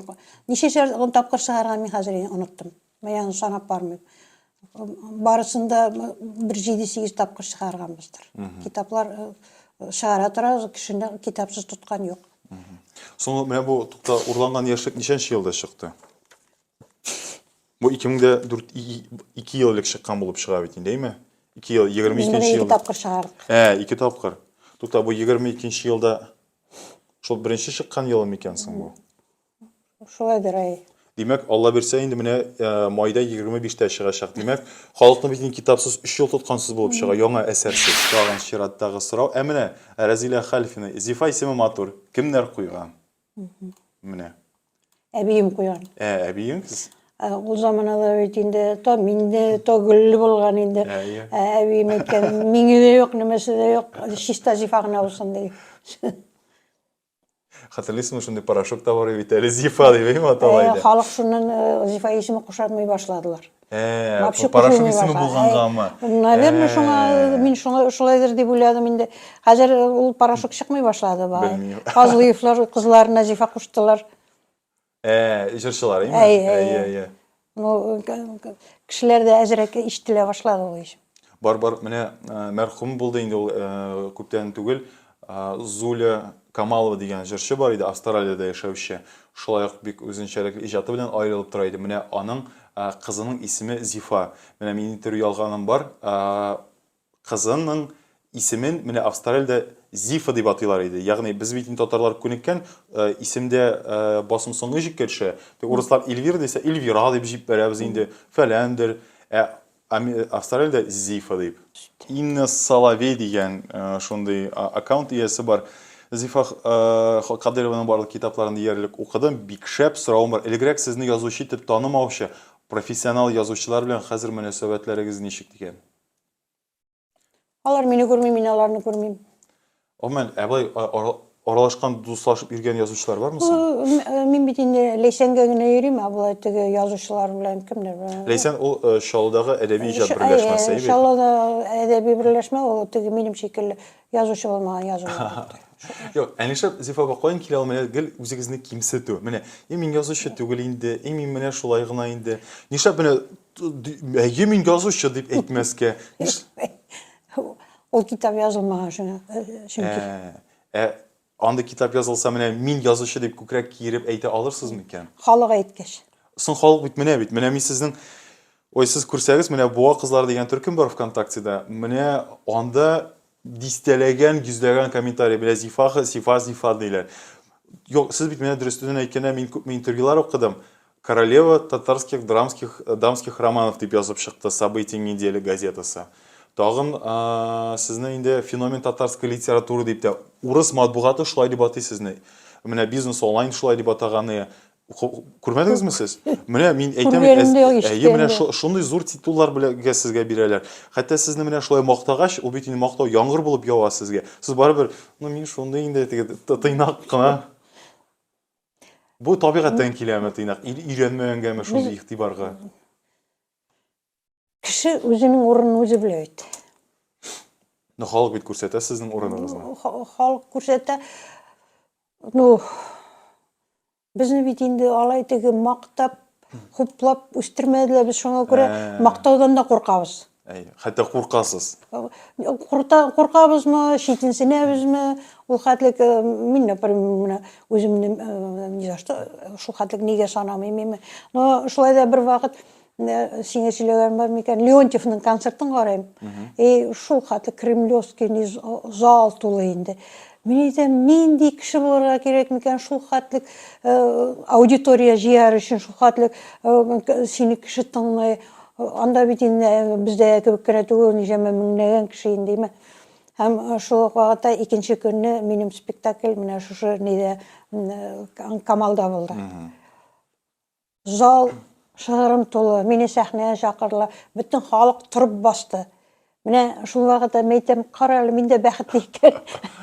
Мен де шул неден, аларның Кремлі болса да, біздің өзіміздің Камалда болса да, бітәлі, менің үшін ол зор әйтіп бітіргесіз какой-то бейіклік. Но біз мақтанырға да үйренмеген, біз өзіміздің әләкімге қоярға үйренмеген, біз мына хаман шул келіш. Енді бұл ешке жеткеш өзгеріп болмай бетінде ол, әләкім бар. Сіз мұндай фикір әйткен болғансыз, қоян білейін бәқітсізлік не екені, бәқітнің не екенін білмәгеш. Міне, бұл сіздің бір фикіріңіз, һәм шындырақ бір сұрау болған еді, қазір келіп жетем, сіз бәқітлімі деген сұрау бар еді. Міне, Инна Соловей, сіз бәқітлімі, Зифа апа? Білесің, бір күнні, міне, бүгінгі күннің несін алсақ, илде, дүнияда, біз айырым ешей алмайбыз бейтінде. Біз күнде телевизор арқылы, радио арқылы болса да, біз қатнашабыз, бары бірге қойындап ешейбіз бейтін. Біз бейтінде бұл менеке төгіл деп, шетке етіп қоя алмайбыз, бұл проблем. Чүнки біздің балалар бар, ұнықлар бар, біз шетте қала алмайбыз бірін шетте. Шынан кештен ятам, ойлап, Мәйтем, өзім шындай сұрау бердім, мәйтем, мен бәқітлімі? Мен бәқітлі болармын, әгерде соңғы жолға мені балаларым ұзатса. Бұл бек тирен шындай фәлсәфәлі фикір. Мені көпмі солдатлар қайта. Көпмі нейтелер. Мені нейте алмайм. Мені бәқіт деген әйбір вақт ектен атыра жоқсаң. Әлі не зор әйбірлерге қақылмайым. Не үшін мен жазған вақытта әлі тирен фәлсәфәге неге кірмейінші ғади әйбірден мен тәм табам. Ғади гіне әйбірден кім анда сиыр сауамы, кім нейтем андайымы. Мен мына өзімнің қайсыдар китапта кірттім. Ақырында мен сиыр сауған вақытта олым келе кружкасын тұтып еме. Есіме түшіріп жазды менен просто. Жазып отырғанда кенет есіме түшті де, әне бізді берелі еме. Бала тәмінеп тұрып сүт іше. Ауыз қырыларынан аға еме. Міне бәқіт түгіл міне. Міне бәқітін іздері керек ең ғади ейбірлерден. Бәлкі мен әлі нәрсеге өрілмегенге мияқы беріп тұрадыр. Беріп тұрам. Мен қай бір күн ойлайым да мәйтем, қарал мәйтем. Мен ұндай жерлерде, ұшырашуларда да болдым, Тинчуринда да, Тулызаларда басып тұрым сәхнеде емі, пөйсе менің нейім болмасын, Камалда да кімдерге тәттеген әлі Камал дейерсің емі. Какой-то бір фермадан шыққан балаға емі, Камал театрында, Уфаның баш драм театрында, Нур театрында, бүтін нелерде, зор сәхнелерде мен уже тұрып шықтым емі. Халық білен ұшырашам, халық шул қатлық от всей души қаршы ала емі. Мұны менен бәқітлі язушы yoqтыр бәлкі. Зифа апа, әйдеңіз, қазір көшеміз татарша распаковканың тағын бір товарына. Бұл ашқыш брелок, әйме? Ғымар, өзіңіз брелоклар үртесіз мұл? Бар, мен брелок. Бүлі кеткен брелок бар. Зифа апа, неше тәбіз, мұны өзіңізге қалдырасыз мұ? Күйібірек пішкенін өзім ап қалайым. Күйібірек. Әтігісін мұны ет абыз, әйме? Әтігісін мұны ет. Әйдеңіз сұрашып сөйлешік. Мәскеуші. Көп интервьюларын оқыған бар, бірсінде де сөйлегеніңіз жоқ ұнықлар турында. Сөйлегіз әлі, кімнер олар, нәрсе білен шүғыленелер, исімлері нешек, сізіне ялғышмасам нәне едіп ертелер, ей ме? Ол Nene ул башкортларда мы шулай? Или кимдәме? Без татарда бит әби яисә дәвә ни диләр. Әнем әйтә торган әби ул урамда әби була. Мин әби түгел дидер. Әби әниемне тоже нәнәү дип йөрттеләр. Нидән картней безнең якта инде. Минекеләр уллары Зурани дип йөртәләр инде. Хәзер бит инде Зурани. Зурани да племенчалар, аннан соң аларның балаларына хәзер мин дә нәнәү инде нәнәй. Шуңа күрә минем зур оныгым Маратка 9 яшь, 10 яшь була. Ул да нәнәй ди, 20 яшьлек урыс малае бар, ул да нәнәй ди. Урталай бүкләнеп килеп үбеп ала инде ул. Малайның олы малай. Аннан соң Регинаның 2 кызы, Исемнәре ничек? Амира белән Мәликә. О, матур исемнәр. Мин нитәм инде. Күйәүгә әйтәм, рәхмәт инде шундай матур кызлар ясап биргән. Ишкитмәле. Оныклы булу үзе сине башкача нитә. Менә яшь чакта без действительно балаларның үскәнен күрмәдек. Алар үстеләр, алар нишләгәннәрен дә белмәдек. Үзләрен урам тәрбияләде инде. Но улым кызын тәрбияләде инде. Беркайчан сугышканнарын хәтерләмим. Руслан, әйме? Руслан беркайчан Регина белән теге үпкәләшкәннәрен, иткәннәрен дә хәтерләмим. Ул шундый ишкитмәле нәнки минем теге даже поликлиникага шул йөртә торган. Мин эштән кайтып кермәдем. Эштән соң Шабашкада балаларны теге хәзерге шикелле кружокка да йөртмәдек. Конечно, ул пример түгел. Хәзер балаларны анда да йөртәләр, монда да йөртәләр. Но оныгым әйтә инде, нәнәй, я как только школу закончу, я сразу женюсь. Детей нарожаю, не буду я учиться. Аннем же так, не буду учиться и все. Я женюсь и детей нарожаю. Ул инде үзем әти булсам, мине укырга заставить итмәсләр дип инде. Авыр әйбер. Зифа апа, белүемчә бит сезнең гаиләгездә традицияларга зур игътибар бирелә, әйме? Берсендә сөйләгән идегез, Мәскәүгә барып, кемнәргәдер сез туена баргансыз да, бер көнне кафеда, ресторанда җыелышкансыз да, икенче көнне анда каядыр җыелышып, тукмаш кисеп, татарлар ничек үткәрә, менә шушы бөтен шартына туры китереп үткәргәнсез, әйме? Менә каян килә сездә, менә татарлыкны саклау, менә сез бит әйтәсез, менә хөкүмәткә ярдәм, нәкъ менә гаиләләр әгәр дә һәрберсе традицияларны сакласа, әйме? Менә шул була татар телен яшәтү һәм таныту дисез. Каян килә ул традициялар? Безнең әни һәрвакыт теге йолаларына тотып килергә тырышты. Аннан соң әби безнең 98 яшенә җитеп үлде. Алар чиста татарлары. Безнең ахын ул татар түгел, типтәрләр алар. Тел башкачарак. Ул теге татар белән башкорт арасындагы сөйләмме? Ул шулай никән, кайчандыр анда бит инде 1753 елда анда Казаннан килеп утырганнар булып чыга инде. Бар Мөслимнән килеп утырганнармы? Һәм Екатериновта шунда җир бүлеп, буш җирләргә килеп утырганнар. Шул ук вакытта безнекеләр менә Бүздәк ягыннан күченеп барганнар. Һәм нигә бу якта корылык булган, теге якта иген урырга куллар җитмәгән, эшче куллар җитмәгән. Моннан бүтән Уралның бу ягы шул якка күчеп киткәннәр. Һәм безнең Учалы районы санала 7 авылы татар авылы санала инде. Алар барганнар, шул таралганнар бүтән авылларга. Безнекеләр менә Ахунга килеп урнашканнар инде. Менә аның турында мин теге башладым инде үземнең бала чактан кемнәр каян килгәндер шул әдәби әсәр булырга тиеш, конечно. Әле аңа да барып җитәрбез, Алла бирсә. Менә сезнең Зифа апа әсәрләрегездә эчүчеләр темасы бик күп.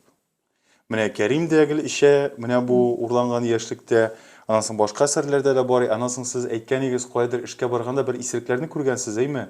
Һәм менә шушы исерекләр дә сезнең әсәрегезгә кергән дип, прототип булып. Менә нишләп каян килә ул менә нәкъ менә исерекләрне кертү? Менә әйтәсез бит, менә бу яңа әсәрдә дә исереп йөргән бер гомер буе ир дингә бирелә. Нишләп җилеккә үткән темамы ул сезнең? Как-то нигә аның турында ойлағаным жоқ, исеректерге кіртем деп. Жоқ, аларны гына түгел, ләкин алар күп барыбер. Ішке кірген, ішке барған вақытта мына базар артында. Ертең оның келіп басып қарап тұрам. Бірім колодистан шығалар міне. Ол теге но битаның мен һәр вакыт ахырында сорау бирәм, нәрсә китерген кешене бу хәлгә. Без бит аның сәбәбен эзләргә тиеш. Ни китерде бу кешене бу исереклеккә, бомжлыкка ни китергән? Безнең яшәктә бергә питашукка йөргән егетләр хәзер бабай булып, шул бомжавай дип йөриләр.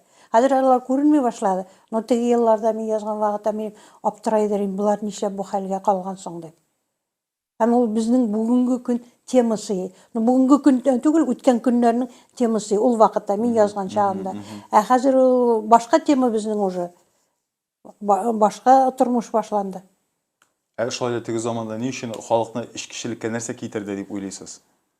Гаиләнең менә гаиләдә туа шундый авыр четерекле моментлар, кайбер кеше шул авырлыкны күтәрә алмый.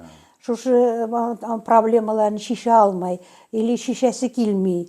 Ул бер киткәч алар кайтмый бит ул. Кайтмый алар ошо бүгенге көн белән яшиләр. Нигә алдагы аларны уже бер нәрсә кызыксындырмый. Аларга шулай җайлы. Менә хатын-кыз романнарына хас булганча, нишләптер сезнең әсәрләрдә, менә бик хәтерләп бетерим, сихер юк, магия юк. Менә монда сорау үземә төтеп куйганмы, нишләп экстрасенсларны кертмисез? Хатын-кыз романнарында еш була бит аның иш әйберләргә урын. Юк, язмыш сынавында мин керттем, ата шул вакытта мин шул андай темага барып төртелдем мин авылда бер хәлгә инде. Вот мине сихерләгәннәр, мине тегеле әйткәннәр, бала әйткәннәр дип име. Бик күп булып китте ул вакытта, төрле яктан ишетелә башла. Тегендә калды бит, монда калды бит име. Әмма ләкин ул калдап әйткәннең обратный связь икәнен аңламыйлар. Мин шуны аңлатасым килде. Кагылмагыз, нигә кеше чыгу юлын шуның белән китереп чыгара, как будто шушыны эшләсә, проблема шишелә дип. Шиша имеш. Ул шишелмәй, ул вакытлы әйбер кебек күренә, но ул пока бумеранг белән әйләнеп кайтканчы күпмедер вакыт үтә. Шуңа күрә кешеләргә кагылмагыз ул әйбергә дип әйтәсе килгәннән, менә шул вакытта шул сорау ни өчен кеше моңа шул хәтле нигә обращаться итә бу темага, бу сихерчеләргә, ниләргә ник болай дип. Менә шуның нигән кире ягын күрегез дигән теләктә әйтелгән әйбер ул. Өзегез сихергә ышанасызмы? Менә шуннан да сихерчеләр, күрәзәчеләр, булачак әйберләрне күрүчеләр, үлгән кешеләрнең өрәкләрен күрүчеләр һәм алар белән сөйләшүче кешеләр барлыгына бит экстрасенсов дигән проектлар бик популяр бит. Нәрсәдер күрәләр бит. Алла Тәгалә бит аларны да яраткан. Юк дип әйтеп булмый бит аны. Мин бер халкым әүлияләре дигән башкорт китабы укыдым. Кыт кую булган элек. Кургаш кыйганнар. Кешегә защита ясаганнар. Аннан соң шушы нидә китапта Межәүр хәзрәт дигән кеше булган, ул безнең тоже Баймак яклары. Кем исемле? Межәүр. Аны теге якта бик яхшы беләләр. Сугышка киткәндә кемнәргә ни язып биргән дуга? Бөтенсә әйләнеп кайтканнар. Анда бик кызыклы китап, сугыштан әйләнеп кайтканнар. Ого. Исән кайтканнар. Ул инде кешене килгән кешене нинди проблема белән килгән, кеше килеп җиткәнче уже белеп тора торган булган. Һәм аның каберлеге бар, аның каберлегенә паломничество теге автобуслар белән киләләр итәләр инде. Но үзләре барган кешеләр язалар бит инде аны. Ну бүтән ниләр, йөри башласаң күп инде алар. Теге бер барма башыңа бәла аласың килмәсә. Бар, сез үтмей бит онда бар, ни дигән сихер бозым ясасаң да, менә сез әйтмәкче бу мәрк булып кайтадыр инде ул. Кушка бер нәрсә эшләнде. Куркырга кирәк, андый бер дә ераграктыр. Мәскәүчә. Зифа пойдегез, распаковканың тагын бер соңгы анда хырсаймы кала менә бу. Бүләге, товары. Төнемикән. Ну, не матур. Менә милли шундый бизәкле футболка. Менә. Күрәсезме? Күрәләр. Зиф апа, нишләтәсез моны? Әйдәгез, мин сезгә үзегезгә күрсәтим. Сез үзегез дә күрмисез. Менә ерактанрак. Менә карагыз ничек күренә бу футболка. Моны особый бер милли җиргә генә кия торган име. Әйе. Аласызмы үзегезгә? Шундый яулыгы белән. Бик шәп булыр, кстати. Әйе. Моның ишек яулыклар бар бит. Моны үзегезгә аласыз, бит. Моны Алинаның бүләге. Әйе. Кем әйтмешли, үстегездә тузсын дигәндәй. Рәхмәт. Байып калды минем совсем. Ну, соң әйбәт бит инде. Зиф апа, шуны бер фәлсәфи сорау, татар теленең безнең туган телебезнең киләчәге ничегрәк булыр микән? Менә сезнең реаль фикерегез ничек уйлыйсыз? Менә хәзерге вазгыятьтән караганда һәм татар теле нәрсә яшәтә ала? Опять-таки шул гаилә генә. Гаилә генә. Мин бүтәнчә юлын күрмим аны. Беренче булып гаиләдә башланса, менә балалар әле бәләкәйләр бит инде. Аларны беренче татарча көчләп утыртып булмый. Садиктан алар нәрсә өйрәнеп кайталар, шуны шулай да өйдә сөйләшәбез. Теге балам менә бу сүзен әйтәл, бай әйтәл. Үзебезчә тырышкан булабыз инде. Минем улым теге мәктәп елларындагы русча сөйләшәләр име. Хәзер улгая килә бары үзе татарча сөйләшә. Хотя хатыны маржа, малайы русча сөйләшә, малайы да нитәргә тырышабыз инде, аны да өйрәтергә тырышабыз.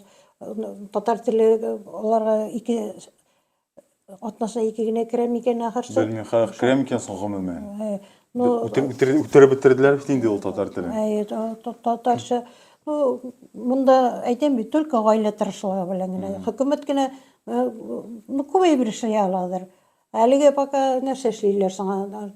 Дәресләрне бетереп, ниләрне бетереп, гомумән мәктәптә укыган, хәзер мин балаларның исен карыйм, почерклары юк, язу страшный. Вообще нидә яза белмиләр кул белән. Безнең заманда бит нинди көчле нигә каллиграфический почерк дигән әйбер бар иде бит. Мине әним 80 яшьтә дә почеркны ничә күрсәттерим, искитмәле матур.